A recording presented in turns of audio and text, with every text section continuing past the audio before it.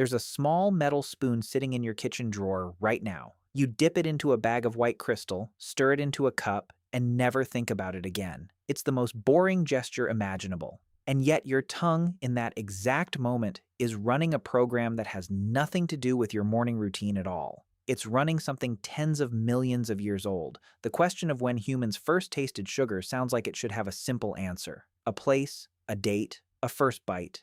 It doesn't. And the actual story is far stranger, because the craving for sugar shows up in the fossil record millions of years before sugar itself was ever grown, refined, or stored by anyone. To understand why, you have to go back to a forest that no longer exists. Somewhere in what is now northern Egypt, more than 30 million years ago, the land was thick, wet woodland instead of desert. In that canopy lived small primates, not quite monkeys, not quite apes, but the shared ancestors of both. And every single day, those animals faced a basic decision about what to eat. Hard nuts and seeds offered dense, reliable calories, but only after real effort cracking through tough shells. Soft, ripe fruit offered calories almost instantly. Sugar the body could burn right away, but only during a narrow ripening window before it rotted or someone else got to it first. This wasn't a trivial choice. It shaped an entire survival strategy. And whichever way those early primates leaned left a permanent mark, not in any record they could have kept, but in the hardest tissue their bodies produced. Teeth don't lie about what has passed over them for years. They chip against resistance. They decay when sugar residue feeds bacteria long enough.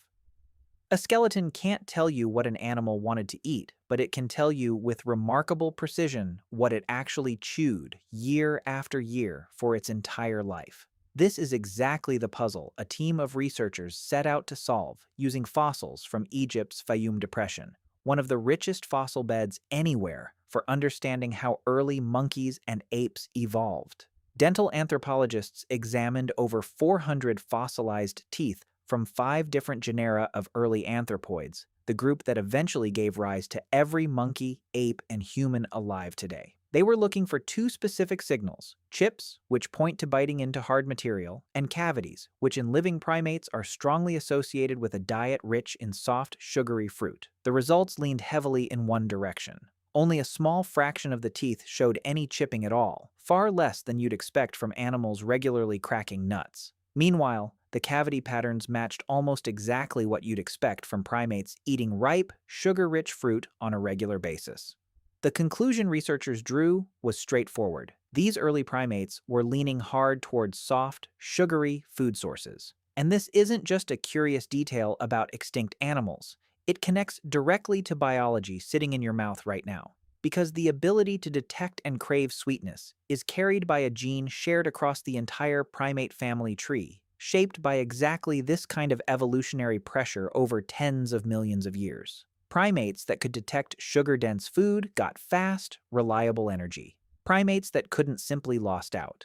Here's the part that flips the usual story on its head. We tend to picture our ancient ancestors as lean, tough, meat-focused survivors, with sugar arriving later as a soft, modern indulgence layered on top. The fossil evidence suggests almost the opposite. Soft, sugar-rich fruit may have been the original default diet, the energy-efficient baseline, long before any hominin ever picked up a spear or controlled fire. The craving for sweetness isn't a modern weakness bolted onto an otherwise disciplined ancestral body.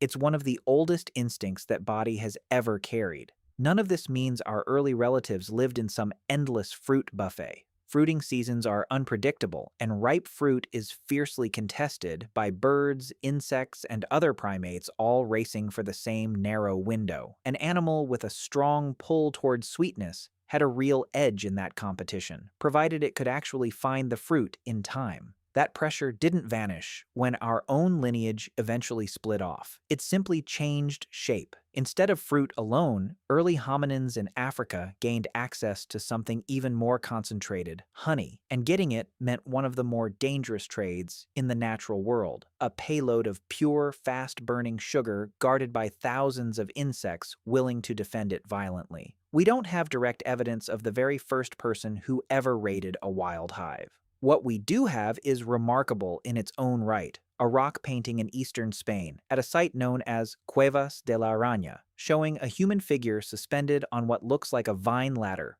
reaching into a crevice where bees have built their nest. It's widely considered the oldest surviving depiction of humans deliberately gathering honey anywhere in the world, with age estimates clustering somewhere between 6 and 10,000 years old. The exact date is debated, but the scene itself needs no argument. It shows someone climbing toward real danger for something sweet, at a height where a fall would be serious, surrounded by insects capable of stinging repeatedly.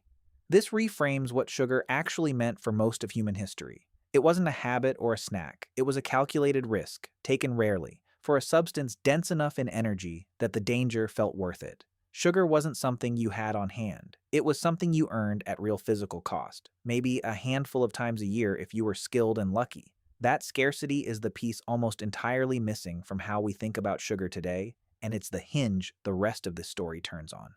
Because at some point, thousands of kilometers from that Spanish cave, people stopped simply searching for sugar and started growing it.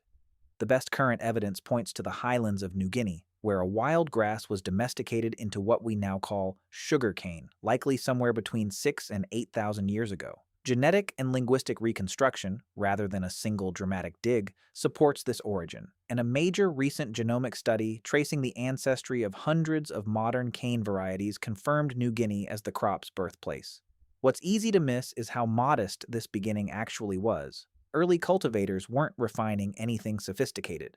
They grew cane to feed livestock and to chew raw, sucking out the sweet juice and spitting out the fiber, a practice some communities in the region were still following well into the last century. The truly transformative leap hadn't happened yet. That came later in India, when someone worked out how to boil cane juice down, cool it, and coax it into solid crystals. The exact timing is genuinely debated among historians, with estimates ranging from as early as the 5th century BCE to as late as several centuries into the Common Era. What isn't debated is what the innovation meant. A liquid that spoiled quickly and traveled poorly had been turned into something solid, storable, and tradable.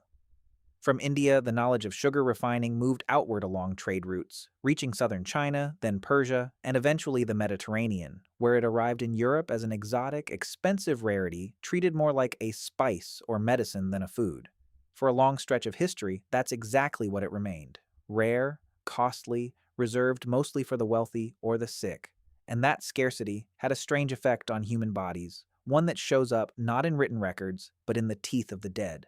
Bioarchaeological studies across multiple ancient populations have found that as farming, especially grain-based farming, spread, rates of dental decay tended to rise, since starchy grains break down into fermentable sugars that feed the same bacteria sugar itself feeds. But the real picture is messier than the popular version suggests. More careful reanalysis has found significant overlap in cavity rates between farming and hunter-gatherer populations, with climate turning out to be a meaningful factor too.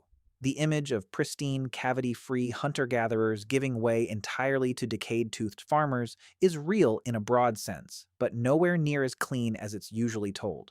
So what actually explains the dramatic decline in oral health we associate with the modern world? The answer comes from an elegant piece of research examining ancient calcified dental plaque, preserved bacterial DNA from skeletons spanning roughly 7,500 years of European history. The findings showed a modest shift toward less healthy oral bacteria when farming first began. But then something unexpected appeared. Between that early agricultural shift and roughly 400 years ago, the oral microbiome stayed remarkably stable. It was only during the Industrial Revolution that everything changed again, and changed far more sharply, when cavity-causing bacteria, now considered normal in modern mouths, became dominant for the first time. 10,000 years of farming produced a real but modest shift.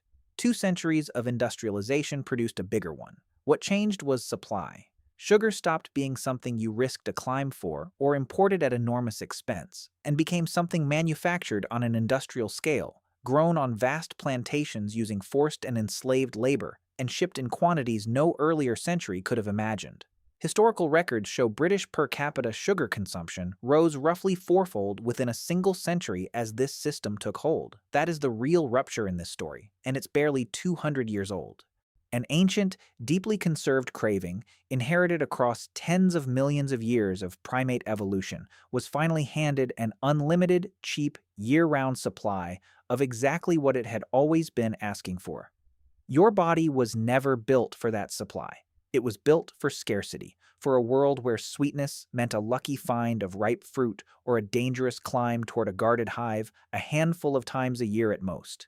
The craving is ancient. The abundance is brand new, which brings you back to that small metal spoon, dissolving into your cup without asking anything difficult of you at all. It doesn't need you to climb a rope ladder or wait for a fruiting season. It just needs you to reach for it, the way something in your biology has been built to do since long before there were humans around to do the reaching.